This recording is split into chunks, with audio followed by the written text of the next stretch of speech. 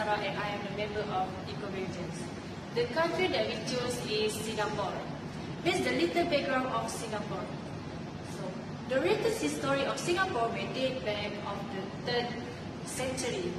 Evidence suggests that a significant trading settlement existed in Singapore during the 14th century. In the late 14th century, Singapore was under the rule of MYRA, who killed the previous rulers, and he was expelled by the Majapahit or the Siamese. It then came under the Malacca Sultan and then the Johor Sultan. In 1890, Sir Thomas Stamford Raffles negotiated a treaty whereby Johor allowed the British to allocate a trading port on the island, leading to the establishment of the British colony of Singapore in 1890.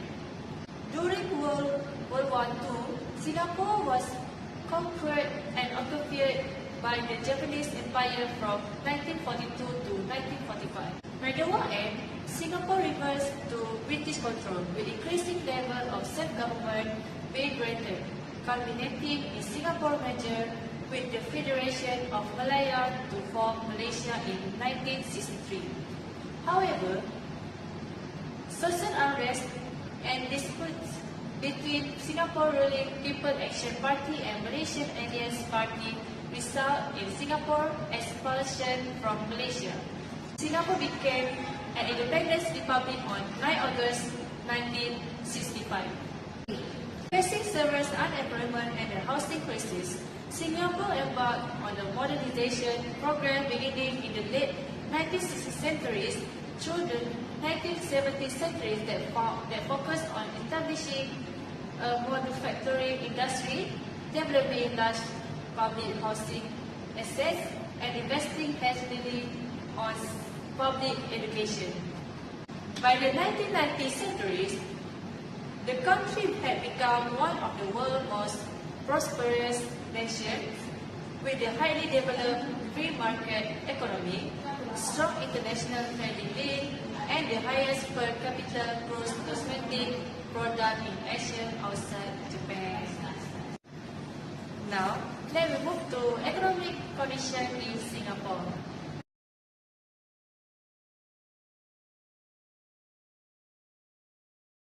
Ladies and gentlemen, good morning. I am NATASHA binti MOHAMAD JAMLOS will explain to you about the economic condition in Singapore. Singapore has confronted with several economic problems such as unemployment, poor infrastructure and housing storage about 50 years ago. As far as the economy of Singapore is concerned, the tiny state has made the best of some unfavorable conditions. However, there are 4 economic conditions in Singapore, which are: point number 1, lack of land and resource. Singapore has a small surface area, around 700 kilometers. It lacks both land and natural resources like fuel, metals, and minerals. It's hardly surprising that only 1.3% of the labor force is employed in agriculture, and the primary sector doesn't make a significant contribution to the gross domestic product. Point number 2, has a strategic trading location. Singapore has one distinct economic advantage. It is location. The location is 119 kilometers of coastline features natural deep water ports, and the island is situated along important shipping roads in Southeast Asia.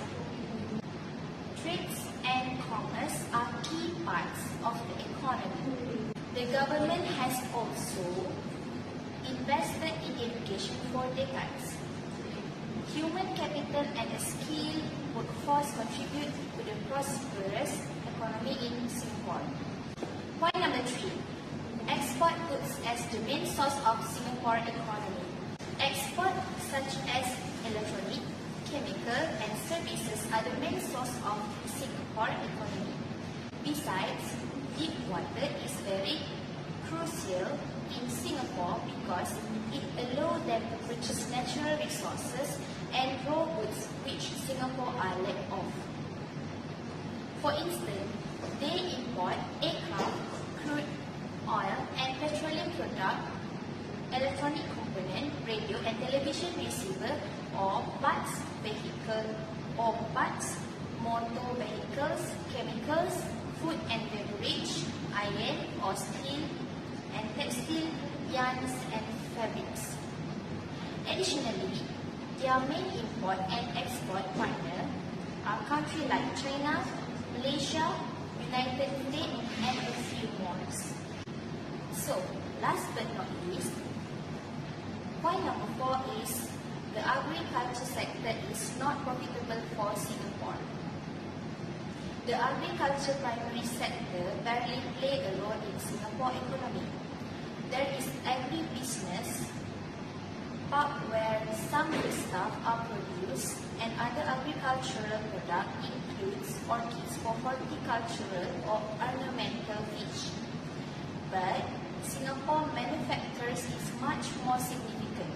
About 20% of Singapore gross product comes from industry and the secondary sector employs 15% of the workforce.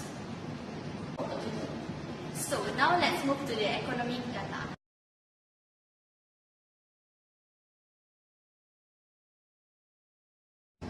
Hi, my name is Muhammad SAFWAN with Muhammad ZUNAINIZAM. Now I want to explain to you data of the gross domestic product in Singapore. This is the chart bar of the gross domestic product in Singapore. This is the chart bar of the gross domestic product. The gross domestic product total in Singapore was 437.34 billion US dollar in 2016. In 2017, 323.91 billion US dollar in the gross domestic product in Singapore. The gross domestic product in 2018 was 367.52 billion US dollar. The GDP value of Singapore represents 0.52% of the world economies. In Singapore, the most important categories in the consumer price index are housing, 25% of the total weight, and food, 22%.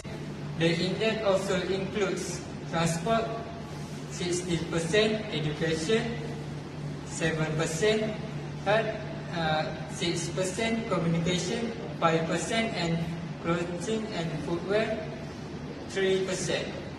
The first is to use the Consumer Price Index, CPI, which tracks the movement of price in a basket of goods.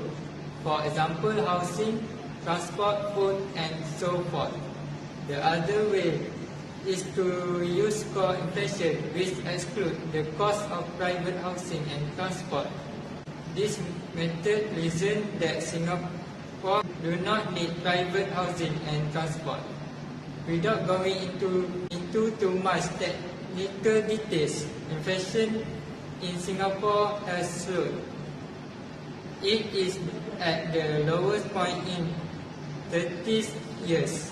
This is meanwhile our costing of living is still increasing.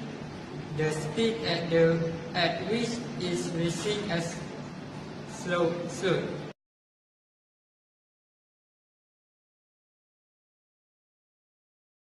Hi, my name is NURUL binti PAUZI. Today I will explain to you guys review inflation data of Singapore.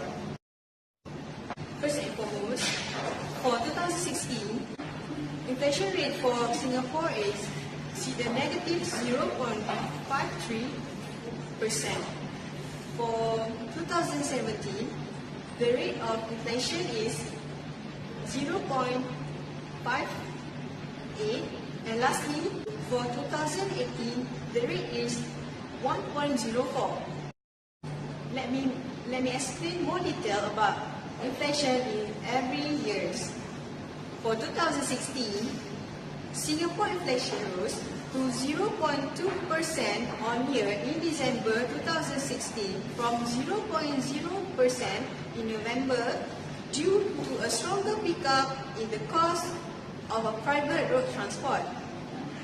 During this, the Monetary Authority of Singapore, MAS, and the Ministry of Trade and Industry, MPI, said on Monday that private road transport costs increased by 1.7% in December.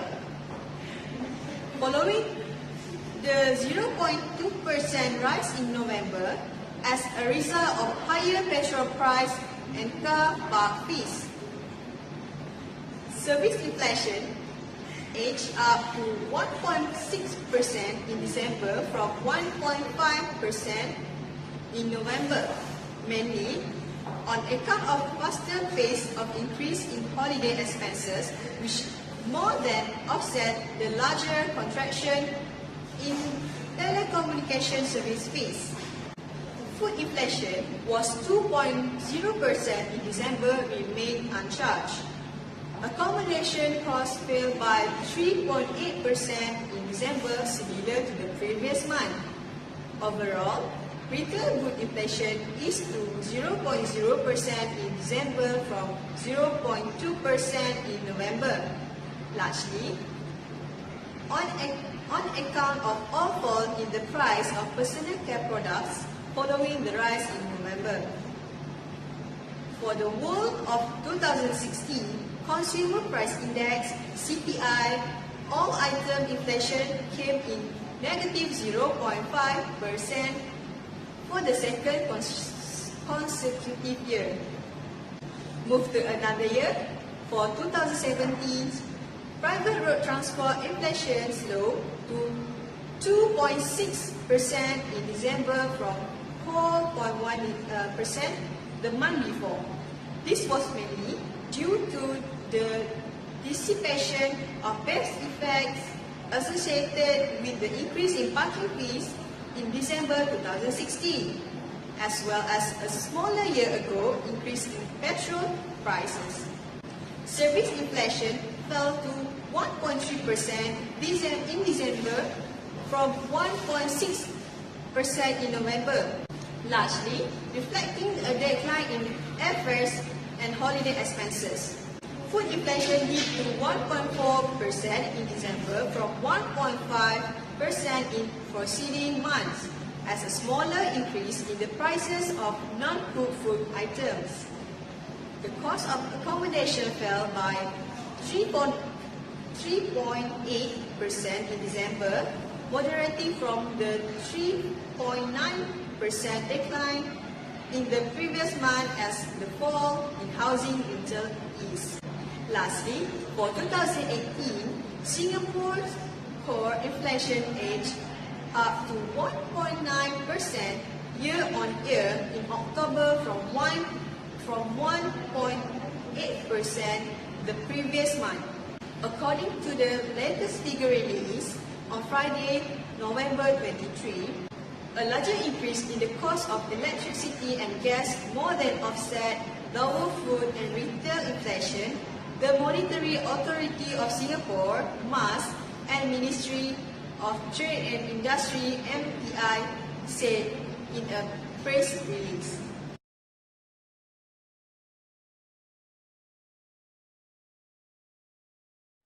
Assalamualaikum. My name is DAYANG RABIAH, and today I will be reviewing about the unemployment in Singapore. As you can see in the graph, it started in January 2016, where it is 1.8, and later it exceeded into 2.1 in July 2016. Much later, in January 2017, it goes 2.2 straight until July 2017, and then it dropped into 2.1. In 2008, In January 2008, it was 2.1, and it goes down into 2.0, and then July it goes 2.0, and then it goes up into 2.1. What has caused this? In 2016, after holding steady about 1.8 for 4 years, the annual average resident unemployment rate rose to 2.1% in 2016. This increase was broad-based across most age and education groups, with residents aged 30 to 39 and 50 and over registering larger increases. This is caused by more job seekers who are taking a longer time to find the job. The annual average resident long-term unemployment rate, though still low, has rose up. The increase was broad-based across most age and education groups, especially those in their 50s and above. In addition, the long-term unemployment rate for degree holders rose to 0.1% in 2016, the highest since 2004. Next is 2017. The Singapore's Ministry of Manpower said that the country's annual average unemployment rate reached 2.2% last year, compared with 2.1% in 2016. Meanwhile, the unemployment rate for residents grew from 3% to 3.1%, and that for citizens grew from 3.1% to 3.3%. However, according to the advance release of the Labour Market Report for 2017 from the Ministry, however, as at the end of 2017, the unemployment rate last December was 2.1%, 0.1 percentage points lower than a year ago for overall. That for residents went down 0.3 percentage point to 2.9%, and that for citizens went down 0.5 percentage point to 3%. Last but not least, in 2018, Singapore's seasonally adjusted unemployment rate rose to 2.2% in the December quarter 2018 from 2.1% in the previous periods, and in line with the preliminary estimate final data showed. It was highest jobless rate since the second quarter of 2017 on the back of continued expansion in domestic economy. Considering full 2018, the unemployment rate inched lower to 2.1% from 2.2% in January. In the 3 months to December, the jobless rate inched higher for both residents, 3.0% from 2.9%, and citizens from 3.1% from 3.0%.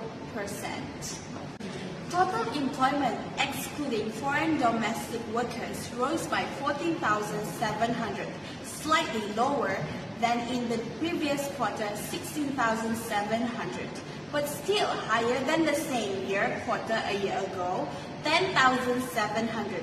Job losses were observed in manufacturing, 2,000 less, the bulk from petroleum, chemical and pharmaceutical products, minus 1,200, and construction amid weakness in public sector construction activities. Meantime, job gains were recorded in services, 17,000, excluding foreign domestic workers, supported by hiring for festive season, namely food and beverages services and retail trade. Some 2,510 workers were laid off, down from 2,860 from 3,680 a year earlier. This increase in services was more than offset by lower layoffs in manufacturing. Retrenchments in construction remains similar. For full 2018, the annual average unemployment rate edged down to 2.1% from 2.2% in 2017, which was the highest annual figure since 2010. Unemployment fell for both residents, 2.9% from 3.9% in 2017, and citizens, 3.0% from 3.3%. That is the review of unemployment from 2016, 2017, and 2018.